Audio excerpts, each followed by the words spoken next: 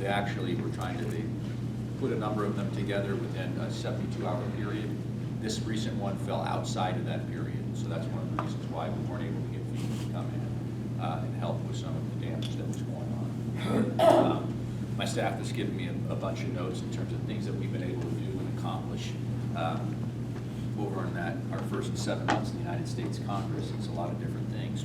But I will tell you that as I'm out listening to people each and every day, the biggest issues that we face still is about jobs and the economy.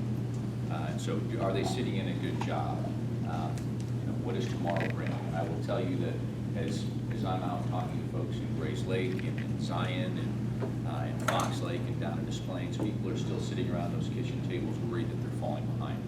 The cost of food, we're seeing fuel prices on the rise again, the cost of higher education, the uncertainty around retirement, all of those types of things are really just putting that pressure on families and putting pressure on businesses.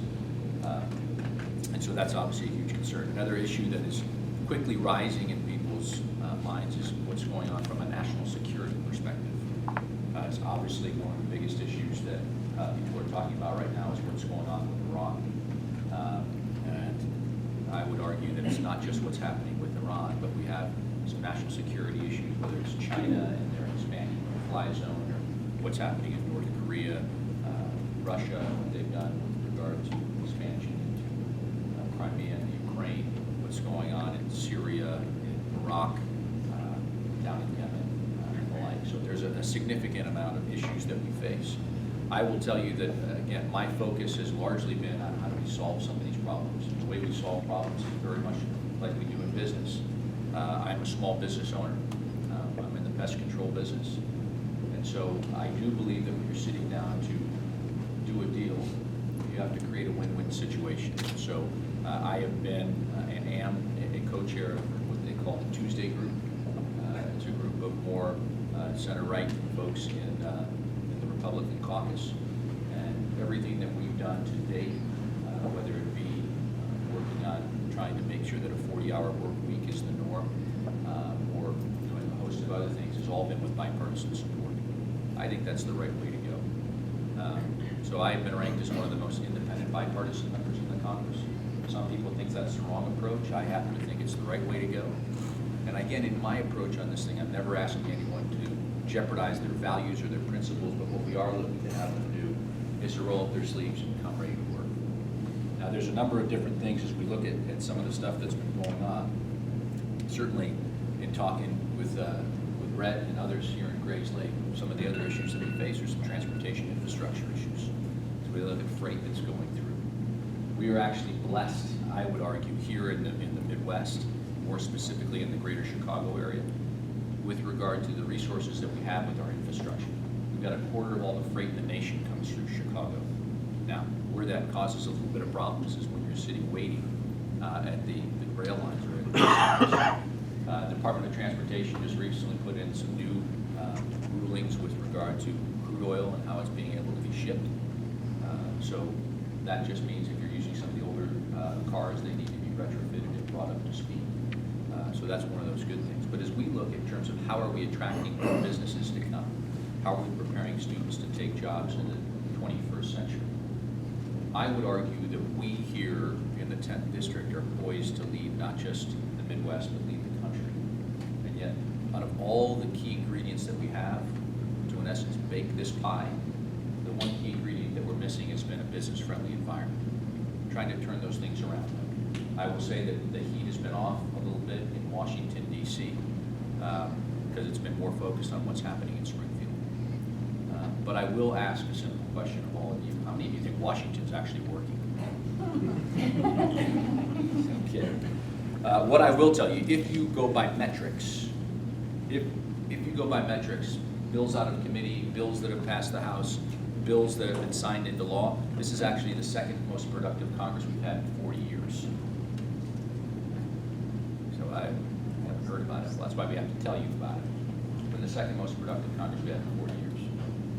For the first time in the last 17 years, we've actually been able to figure out how do we pay our physicians that treat Medicare patients.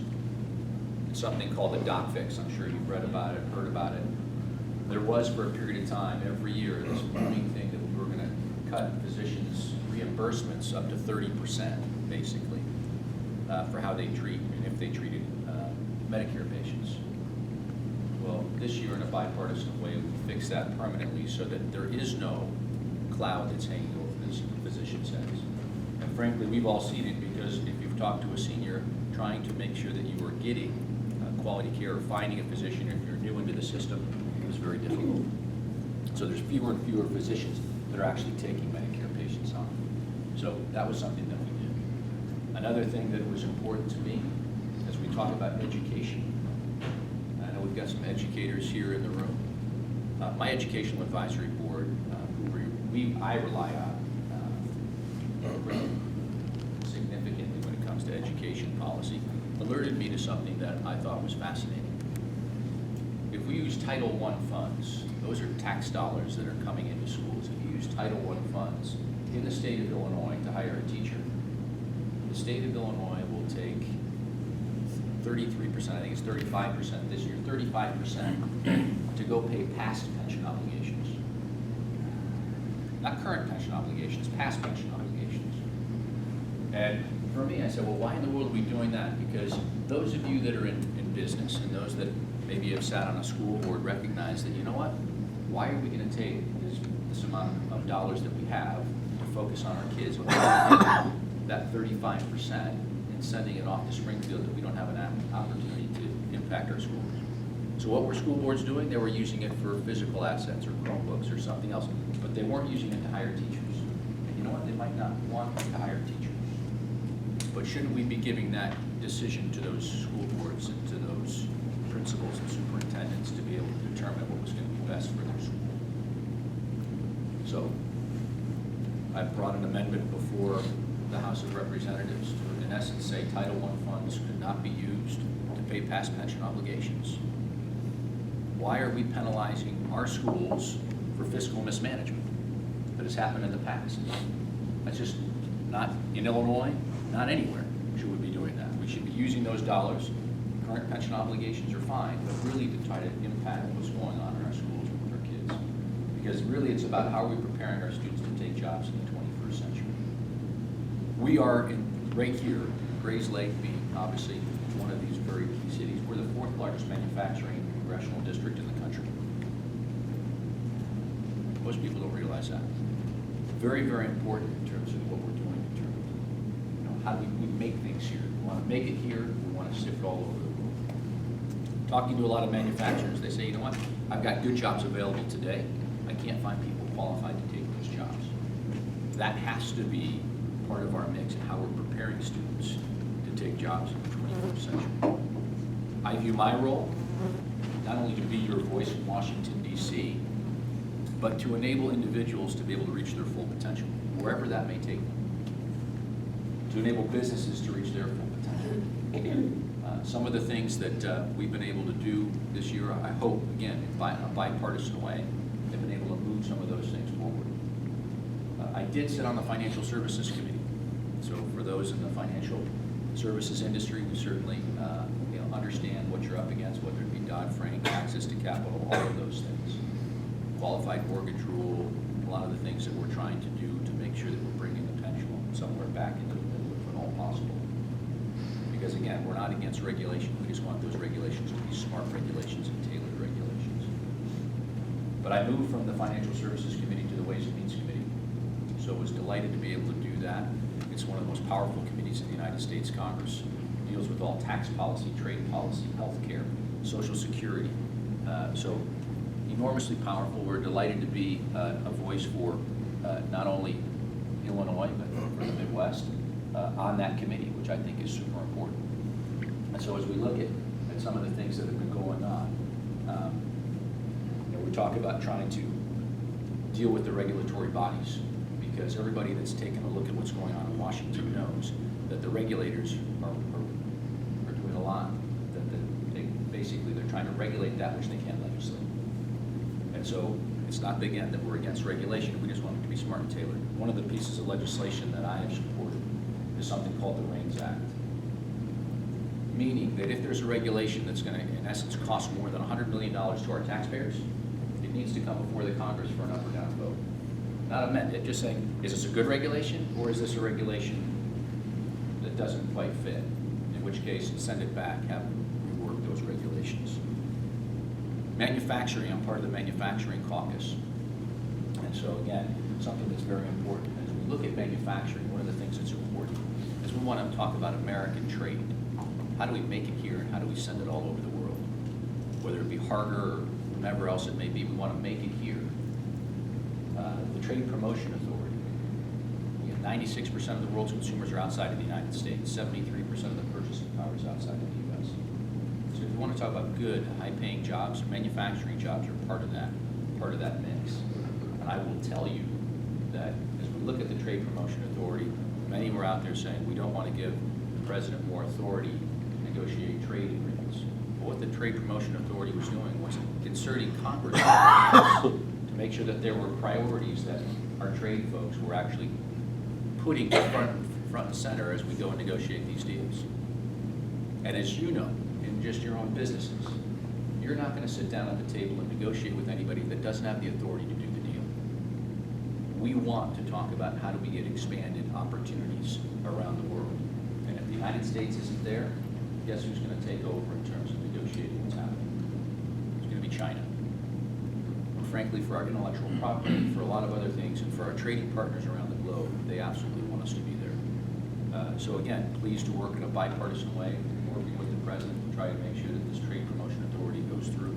It went through, and so now we're looking at some potential trade deals down the road. And we have to make sure that we're taking a very critical look at those to ensure that they're the right agreements for us and for our manufacturers. Infrastructure is going to be one of those bills that's going to be one that we've been debating. And again, I have been a proponent of a long-term surface transportation bill, meaning at least 6 years. We've had these short-term bills over a period of time. And in dealing with Metra and PACE and some of the others, it's not just about our roads, it's about how are we dealing with the mass transit. So there's a lot of colleagues in the United States Congress that frankly don't like mass transit because they don't have any. Right? If you go out into Iowa, it's all about roads. Here, we recognize that we need mass transit. And why that's important is that if we didn't have our mass transit in the Chicago terminal, which is what we call it, we'd have an increased congestion of about 50% overnight. We have some, think about that, 50% congestion you want to commute to work. That's adding a tremendous amount of time and frustration to your commute on a daily basis. The other thing that I will tell you is that our infrastructure on some of the rail that we have dates back to the Roosevelt administration. We have some switches up here that need to be done manually, which sometimes adds up as much as 15 minutes a day, one way. So if you're a regular commuter on the Metro and some of these lines, that's 30 minutes a day. Regular commuter, 10.5 hours a month. Well, that's a quality of life issue. I have 3 children. I have a 13-year-old, 11-year-old, and an 8-year-old. I would love to have that half an hour a day to either go play ball, to be able to help with homework, to be able to do something. Right? And that's usually the mass transit aspect. So there's no question as we look at our infrastructure, we are looking right now to try to do a 6-year bill. We will see what ends up happening with that. I can tell you that as we do, sitting on the Ways and Means Committee, tax reform is going to be one of the things we hear about. It's going to be very, very important. We are not going to have comprehensive tax reform in the next 18 months. Can you believe that? I can't believe it. We're not going to have comprehensive tax reform in the next 18 months, largely because where the administration wants to go and where the committee wants to go are pretty diametrically opposed in terms of rates. But what I can tell you, what I am optimistic and hopeful on is that we're going to have an opportunity to try to address some of the foreign tax situations for U.S. businesses. Right now, we operate at a huge competitive disadvantage. And so as we look at some of the businesses that are 10th district businesses, Abbott, AbbVie, Baxter, Baxalta, Takeda, Stellis, Kraft, Walgreens, Allstate, CF Industries, you name it. Many of those companies are top takeover targets for foreign competitors. What we want those companies to stay here in the United States. We want them to stay here in Northern Illinois. But we need to fix our foreign tax code. And in doing that, I recognize the vast majority of businesses that are out there are subchapter S and LLCs. They're folks that are right up and down Main Street. We need to make sure that we're not forgetting about them. But But we do need to be able to fix our foreign tax system so we're more competitive. And I think we've got an opportunity to be able to use some of those resources to be able to put in a long-term surface transportation bill.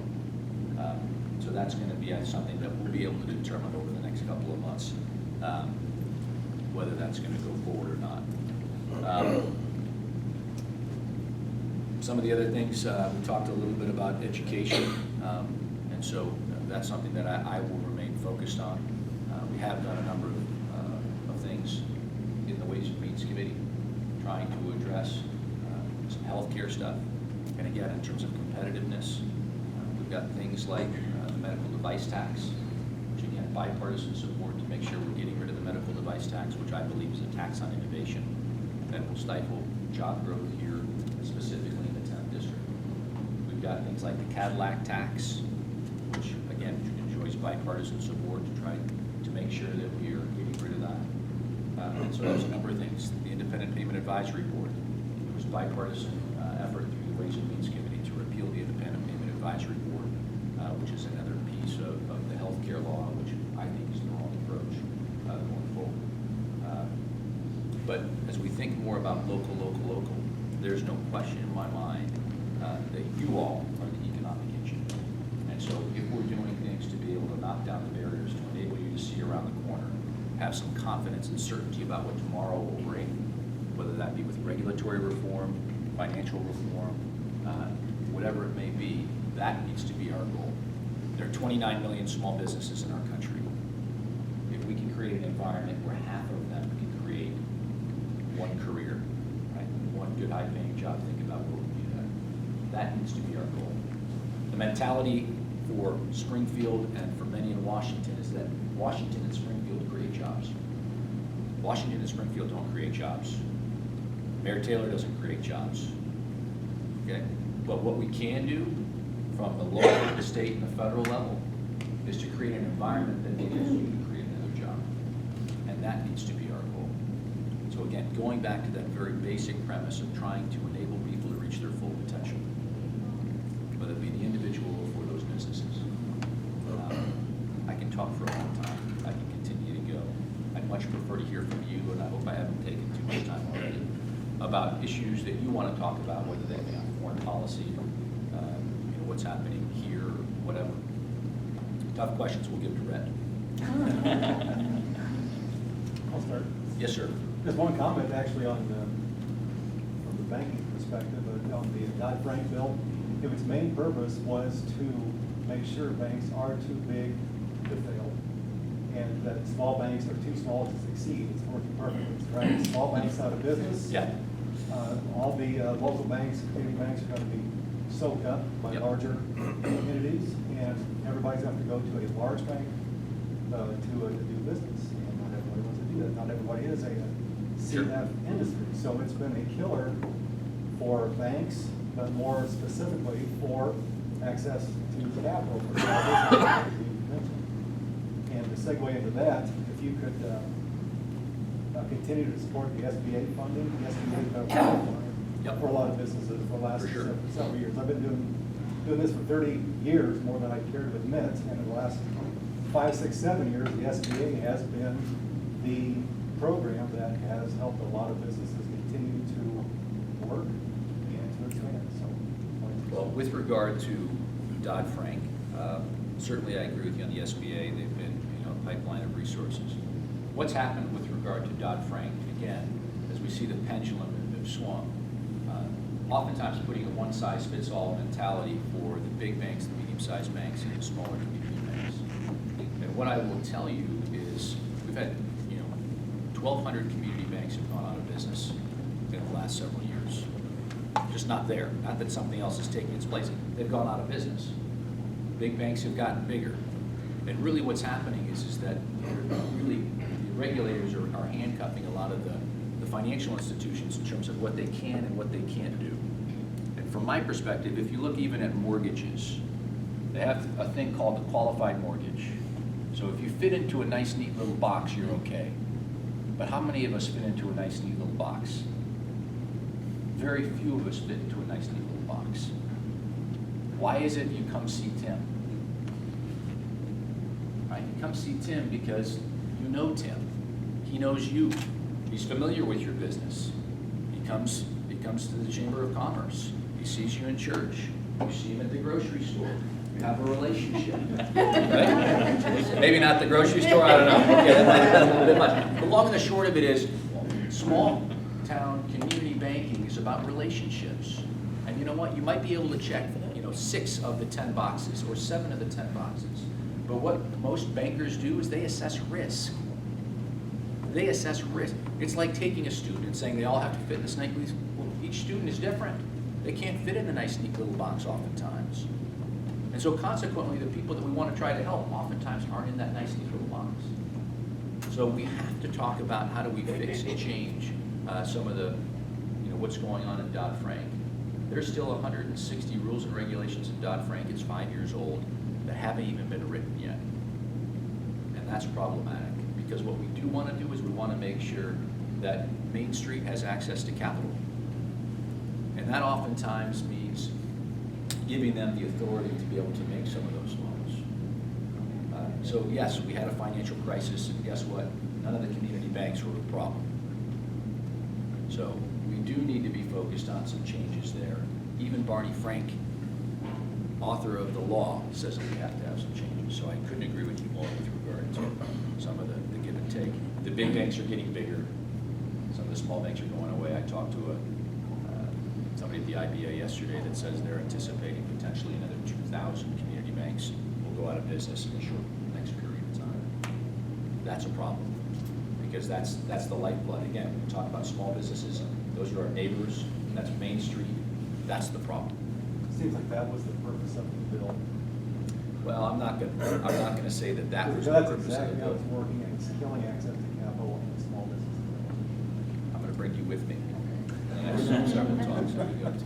Yeah.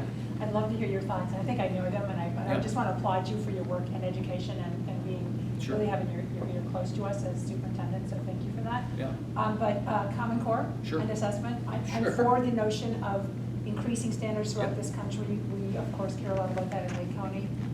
There's only, I think, 8 states left now that participate in PARC. We are one of them. You know that. So what are your thoughts on Common Core and on assessment? My take on education in general is we want to provide more flexibility to our educators, to our school boards.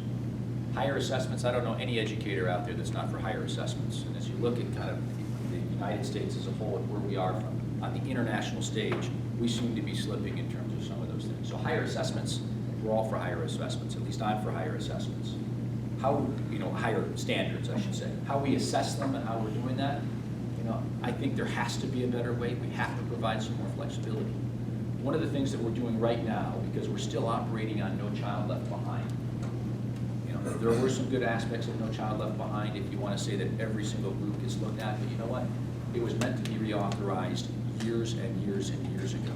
We are now at a point with what they call annual yearly progress, that every single school, in essence, will be deemed a failing school. Well, think about what that does to morale. For a teacher that says, I teach at a failing school, for a student that says, I attend a failing school, or for a parent that says, I live in a community where my children go to a failing school. They're not failing schools. They just can't meet that next level that was supposed to be done years and years ago. So reauthorization of the ESEA, very, very important. In terms of the assessments, I would love to see more of individualized growth model assessments that give educators more feedback about what's going on. And so the idea that we've got in some of this assessment right now, we've got young people, third graders, whatever, that spend hours upon hours upon hours in front of a computer screen. Well, I can just tell you that seems to me not to be the best way to do the assessment. We've taken ACT, so Gorman Park and some of these others. The ACT is one of the few tests that actually has some equity for parents and students. They understand it. They're now pushing that aside to a certain extent to say we've got a new testing set. Well, that to me is a little bit problematic as well. So there needs to be some changes with regard to the assessments. I would allow the local educators, the local school boards to figure out what that assessment is going to be. But again, if you want to talk about higher standards, I'm okay with higher standards. Trying to hold people accountable, that's fine. Try to hold them accountable. But what we're finding is that when you're you're sitting in front of the computer screen, we're taking so much time away from instruction. Right? That's the issue. We're taking time away from instruction. And when you get up into high school, you're almost taking, the majority of the fourth quarter is spent out of the classroom doing these assessments, AP exams and others. And that's not what we're looking for our students. So there needs to be some changes in that regard, providing some additional flexibility so that we're really preparing students to take jobs in the 21st century, or preparing them to go on to college and beyond. Yes, sir? Just to follow up, so, but, you know, No Child Left Behind Yeah. kind of lingered on for all this time, and now it's core that's gaining this momentum. Are we gonna have this conversation in 12 years and say, well, core never really got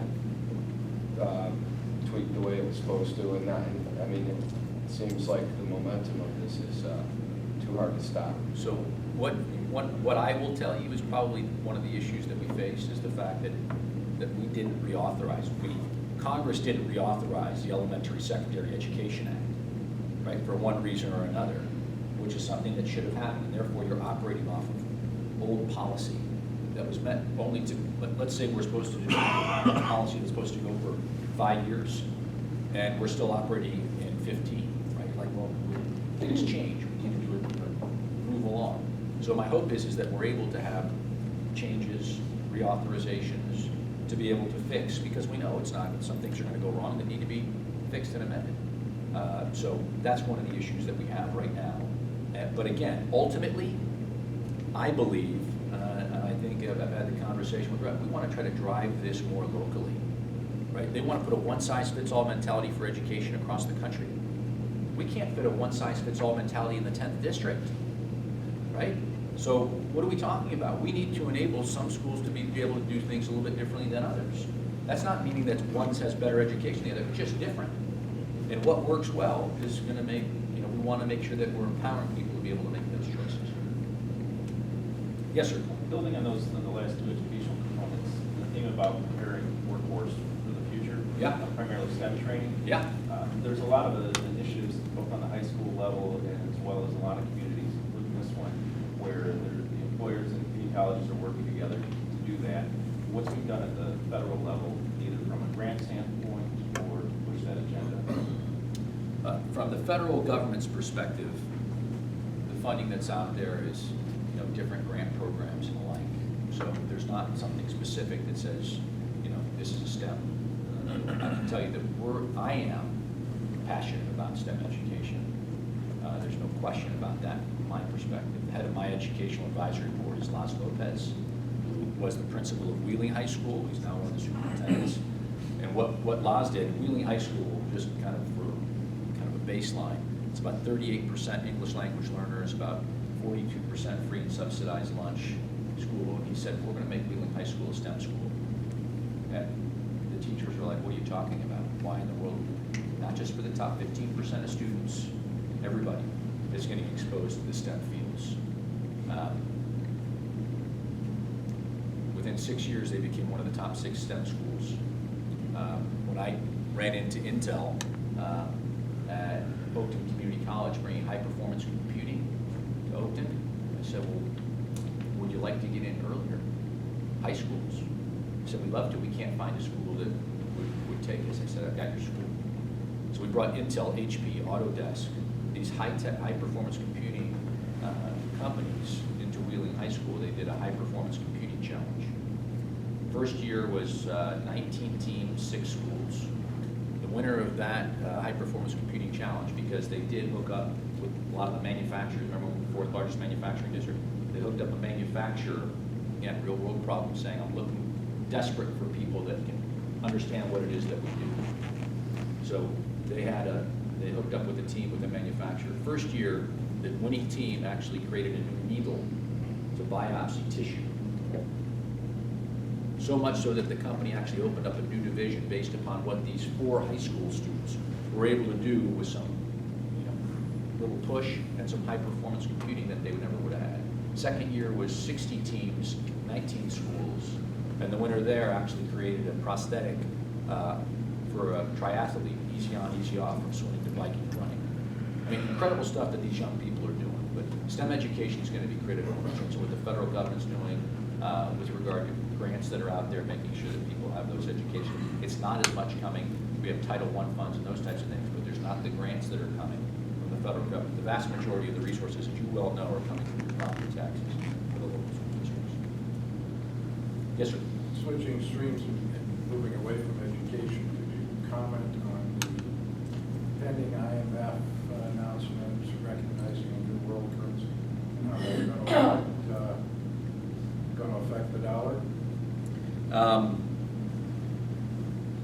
I'm not sure that we're gonna move away from the dollar. I think the dollar is the world currency is my own take. I've got to take a look more what IMF is really, how realistic that change is going to be or what they're proposing. Right now, we obviously are looking at the yuan that's been devalued over the last week and a half. Still, we look at the dollar as the international currency. Obviously, where things go and how that fluctuates is going to depend on a lot of different factors. But I don't anticipate that we're going to bring something. It's my own take. I could be wrong, but I don't. Yes, ma'am. I was wondering, my son, he went to a tech campus for school. Yeah. My daughter is graduating from the University of Wisconsin-Stevens Point this year. We haven't had any issues at all with the university she goes to through Wisconsin. But my son decided to become a Marine after his tech campus. And after that, he would get harassing emails from these unknown companies because he's in service. They actually freeze his account, but then they get this information somehow out and it looks like he's behind his payments. So then these people will email, even him overseas right now fighting for our country, will email him and say that there's a situation, you need to refinance your loan.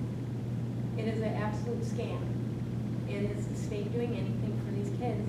I mean, even him over there, he shouldn't have to worry about this. No. And somehow they're getting to him, and they get to me, and then you call that number that they have on your email, it goes nowhere. I mean, are they doing anything about that? Because we had a lot of situations with. That I don't know. What I can tell you, Scott Litzo on our team right here deals with a lot of our veteran stuff. He's a Marine. So please let us know. We'll And I mean, it we'll try happens look to a into lot it. of students though, that Sure. go to that certain, there was a certain tech campus that got in trouble, some of the loan companies called Genesis and stuff. Okay. They got very involved into something. And they actually, I think they got sued and then the loans got split off to different companies. And Lisa Madigan actually said that if this does happen, it was on like a Channel 5 special, to let her know. And I wrote a letter, but I never received anything back about it because we did get weird emails. Sure. I mean, it's like, they said it's like other countries that are trying to get the kids information because they freak out and then they go, oh, I'm late, you'll give me a less rate. And then they get into these things, all their information is then gone. They're private. Let me just say, we'll work with you on an individual case here with regard to this. Please reach out to the office and talk to